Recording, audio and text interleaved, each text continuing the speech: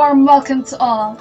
It's a wonderful day and we feel very privileged to extend our warm welcome to each and everyone presented here. My name is Ursula Grace Boktit. And I am James Ivan C. Marine, Your host for today. So, how are you guys? Are you still alright despite of being quarantined in this COVID-19 pandemic with so much restrictions including traveling? Well, ladies and gentlemen, the Group 2 survey of Afro-Asian literature students of Central Mindanao University conducted this webinar on Arabian and Chinese literature to let us all imaginatively travel to Arabia and China with the use of their literatures, of course. Here are some of our exciting learning topics on this webinar. The characteristics of the Arabian and Chinese literature, the famous writers and poets of the Arabian and Chinese literature, poems and short stories on the Arabian and Chinese literature, and suggested literary pieces. Just a little housekeeping before we get started. If you have any questions during the presentations, please type them into the chat box and we will bring them up during the presentations if necessary, and we will have time for questions at the end. And to keep the quality of sound functional during the meeting, please mute yourself when you are not sharing.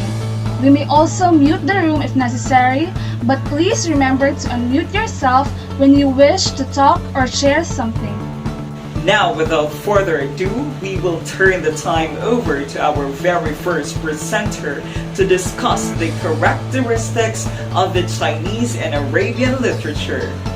Our first presenter for today is Miss Precious May Batoy. A virtual applause, please. Thank you very much. Good morning, everyone. Thank you for having me as one of your speakers today. So, the characteristics of Arabian and Chinese literature. The Arabian literature, literary works are written in Arabic language. It includes the works of Turks, Persians, Syrians, Egyptians, Indians, Jews, and other Africans and Asians, as well as the Arabs themselves.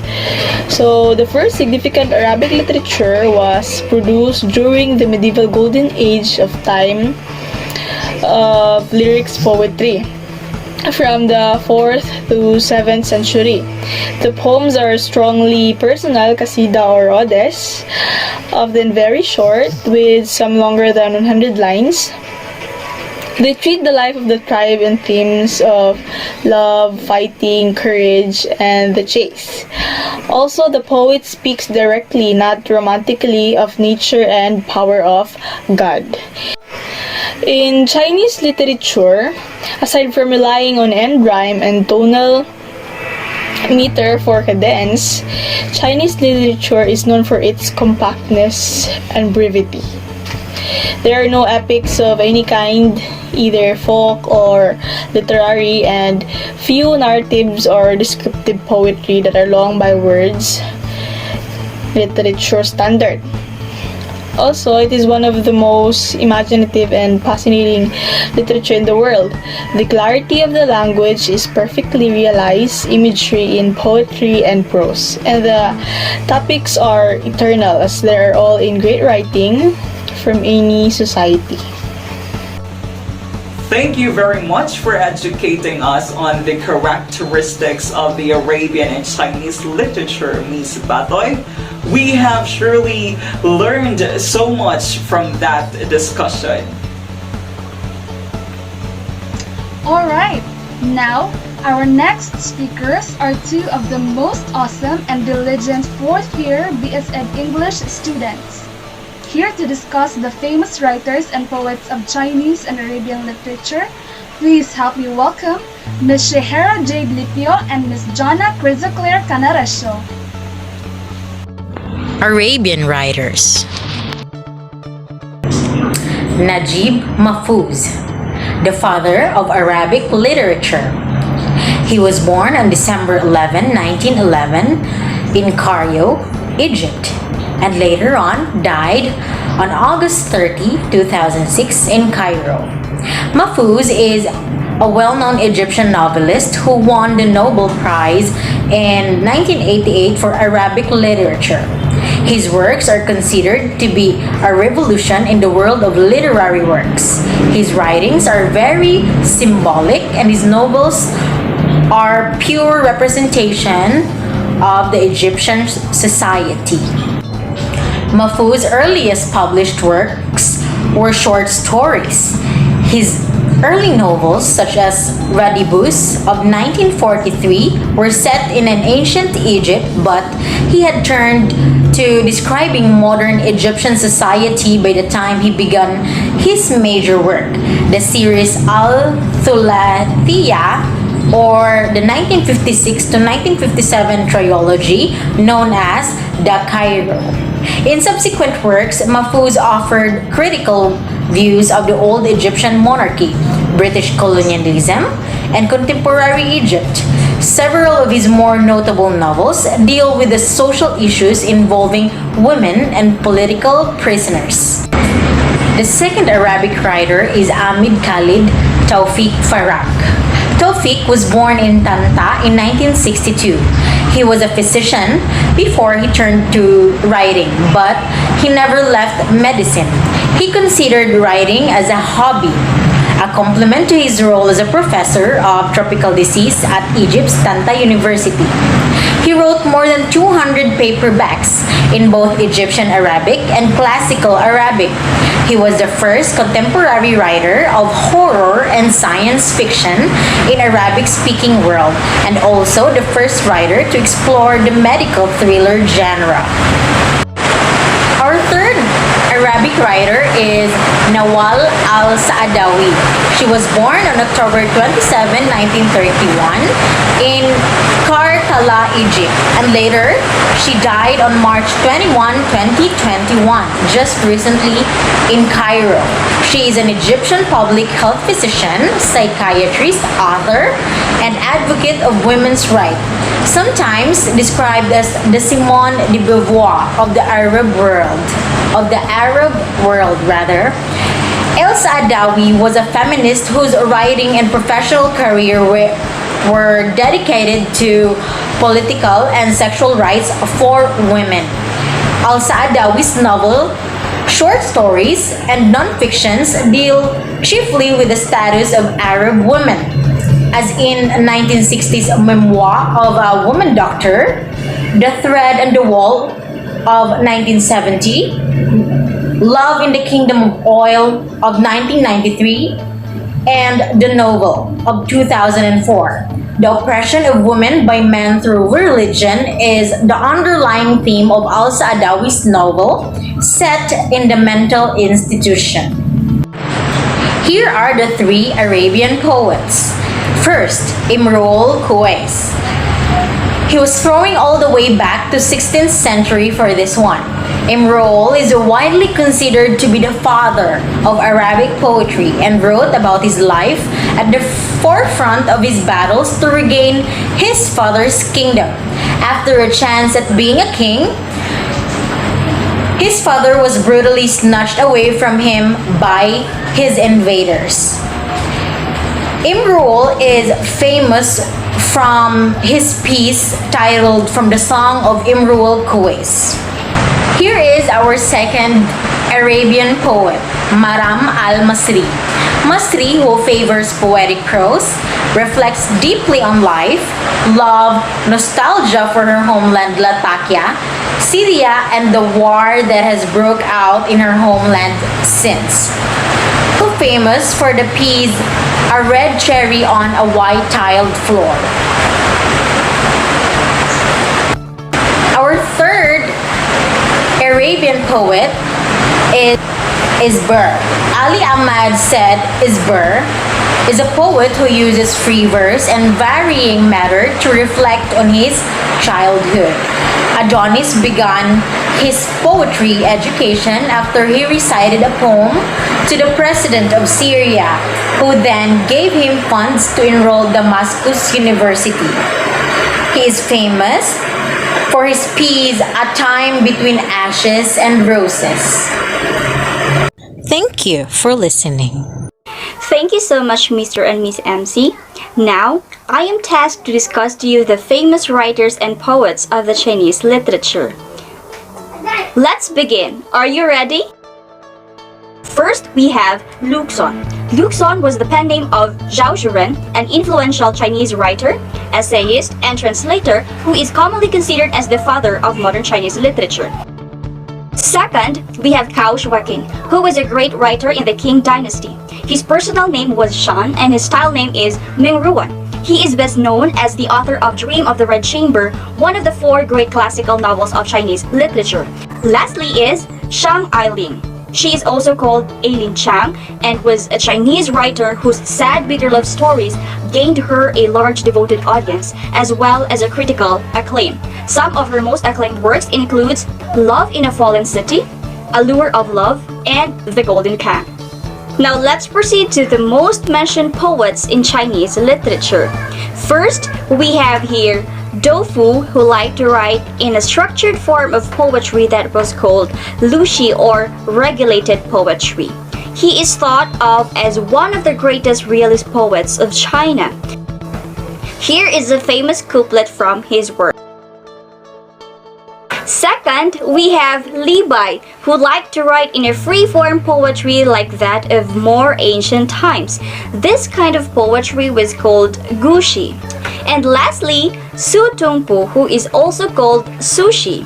He is regarded as a great poet of the Northern Song era. It is thought that many of his best poems were written when he was banished. Here is a sample stanza that he wrote. Okay, that will be the end of my presentation. I hope you will start to appreciate Chinese literature. This is Janek Rizaclaire Arcanarasho, your speaker of the hour. Thank you. Thank you very much, Miss Shahara and Miss Jana. That was a very interesting discussion indeed. Yes, that's true, Erzal. Now, before we proceed to our next presenter, let us be entertained first. Let us lend our ears to one of our speakers as she render as a song. Let us give a round of applause to Miss Dijana Claire Kriza Kanaresha.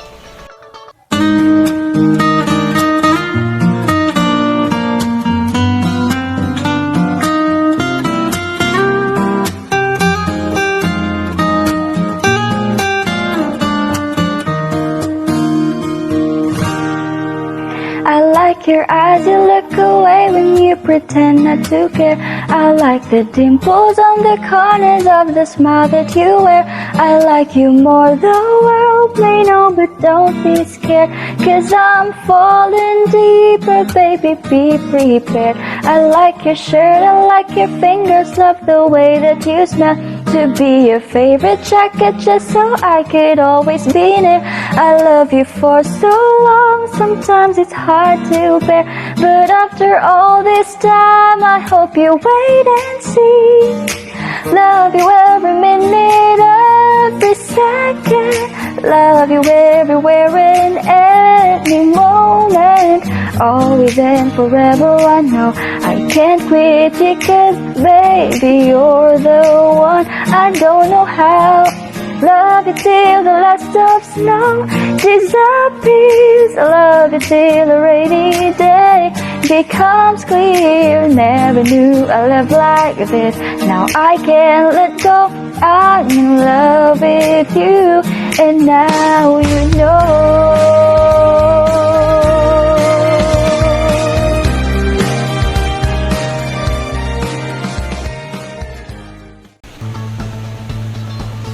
Wow, that was truly an amazing performance, Miss Jana. Thank you for sharing your talent with us. Now that we all have been entertained, let us proceed to our third speakers for today. Here to discuss the poems and the short stories of the Arabian and Chinese literature, let us give a round of applause to Miss Eden Jade Ramay and to Miss Shasta Amor Salceda. Thank you, my lovely host, and I would like to thank the coordinator for inviting me here in this event. Good day, everyone. I am Eden Jade Ramay, and I am glad to share with you what I have here: the Arabian poetry and short story. Before we begin, poetry is highly regarded in Arabian world, partly because of its association with the Quran and God. Poetry has traditionally been considered as the highest Arabian cultural form. And I have reviewed a lot of poetry here, but I will read the first poem I have found. It was written by Adonis, 1930, entitled A Time Between Ashes and Roses. A child stammers, the face of Jaffa as a child. How can weathered tree blossoms?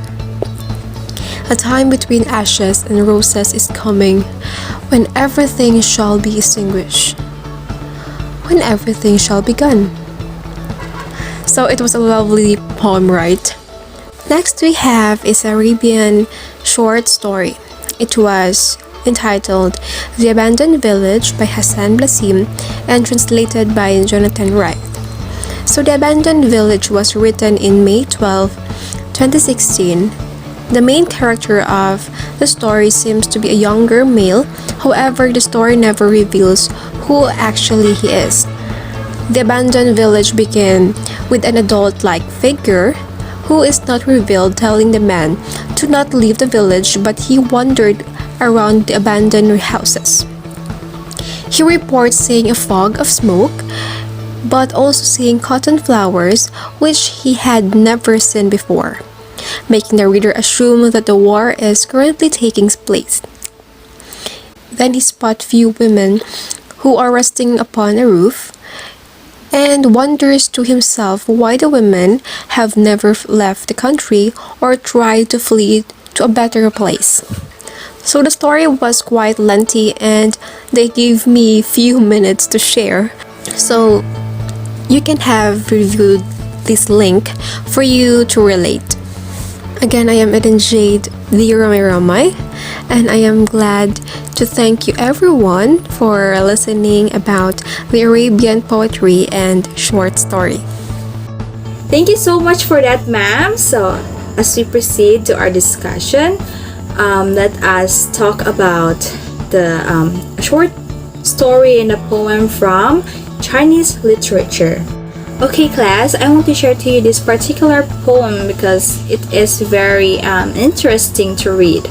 So this poem is entitled Quiet Night Thought. So it is a poem by Li Bai. So it goes like this. At the foot of my bed, moonlight. Yes, I suppose there is frost on the ground. Lifting my head, I gaze at the bright moon. Bowing my head, thinking of home. So before anything else, let us proceed to introducing the poet.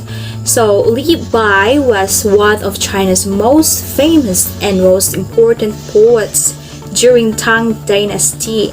So he was literally the one of the famous poets that introduced early poetry to their country.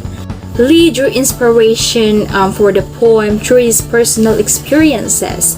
So as we can see, he lived among those scholars and artisans affiliated with the court.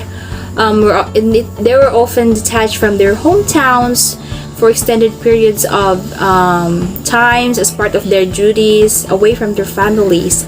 So during this time, it was their courtiers or worthy subjects to the Emperor of China were being detached from their families and from their hometowns. Let's proceed to discuss the message of the poem. So what do you think is behind those sweet words that were being used? So quiet night's thought is vague yet reflective. So you can also see that he was talking about the moon, how it was describing his feeling during that night. And it is one of the most famous Chinese poems, and it is often taught in Chinese schools.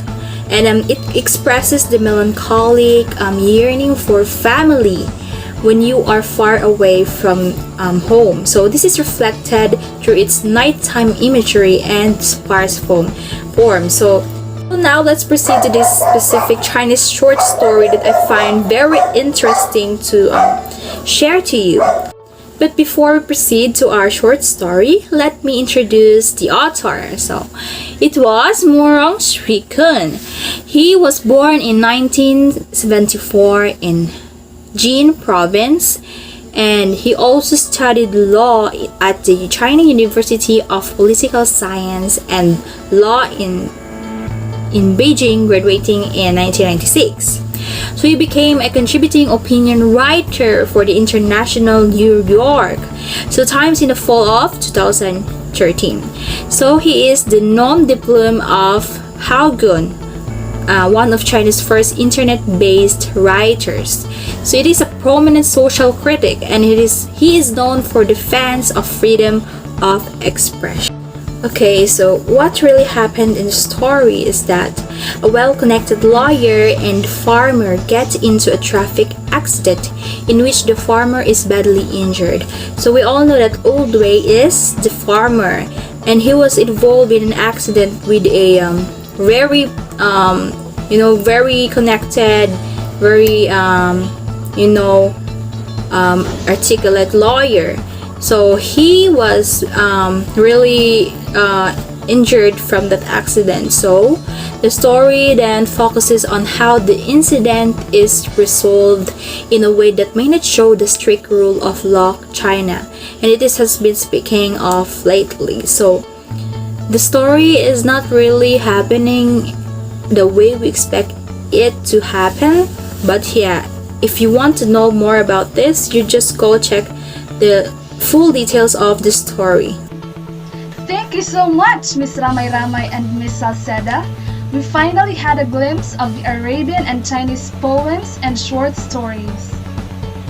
Now we are down to our very last speaker, the only thorn among the roses, here to give us a suggested literary piece. Let us all welcome Mr. Mark Louis Timkang. Hi, I'm Mark Louis de Temkang, and I'm going to discuss to you one suggested literary piece from Afro-Asian literature. And that literary piece I'm going to share or to discuss is Africa, a poem by David Yu. So, Africa is one of Yu's most famous poems, in which he explores the history of colonialism in Africa and expresses hope for a post-colonial Africa.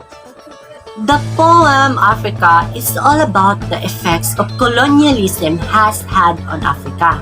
It traces the history of pre-colonial Africas, then shows the torture that Africans underwent in colonialism, and how Africa started afresh like a young tree. So, the reason why David Yu made this poem, it is because he is proud of his own native land. He wants to express his deep love to Africa and all over the place, because he wants Africans to become resilient and stand for justice and live life peacefully without discrimination. By the way, guys, a poem is a free verse modern poem, as it does not follow strict rules in writing a poem. Talking about the tone of the poem changes from the beginning. It is happy in the middle and becomes sad. This makes the tone nostalgic and the mood becomes optimistic. When it comes to the figure of speech, the poem has anadiploses, rhetorical questions, symbolism, imagery, personification, alliteration, reiteration, exaggeration, and anapura. So guys, that's all for Africa. Thank you for listening. That was a very nice suggested literary piece, Mr. Timkang. I agree. Now, we have come to an end of this webinar. Ladies and gentlemen, I would like to thank everyone who made this webinar possible, especially to our very knowledgeable and amazing speakers. Thank you very much. Yes, and we would also like to thank you everyone, our dear viewers. We appreciate you being here. Thanks again for joining us here today, and we will see you again next time. Bye!